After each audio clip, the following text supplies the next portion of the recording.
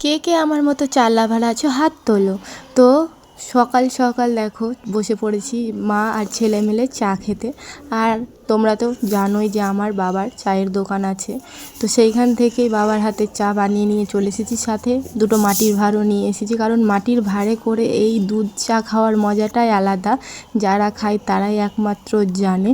তো দিনকে দিন আমার চায়ের নেশাটা একটু বেশিই হয়ে যাচ্ছে, কিন্তু জানি চা খাওয়া এতটাও ভালো না, কিন্তু আমি ছাড়তেও পারছি না, কী আর করব। তো এই চা খাওয়ার জন্য কিন্তু আমি বাড়ির লোকের কাছে কিংবা আমার বরের কাছেও মাঝে সাঝে বকা খাই, কিন্তু তারপরেও আমি ছাড়তে পারি না।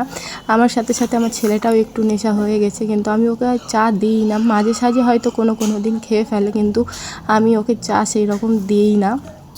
তো আজ খাচ্ছে বলে হয়তো ভাববা আমি মিথ্যা কথা বলছি, একদমই না বন্ধুরা।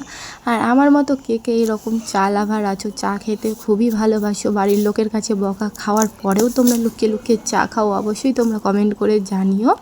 আর আমি তো ভীষণ ভীষণ ভালোবাসি চা খেতে। চা যদি কেউ বলে খাওয়ার কথা, তাহলে আমি কিছুতেই মানা করি না।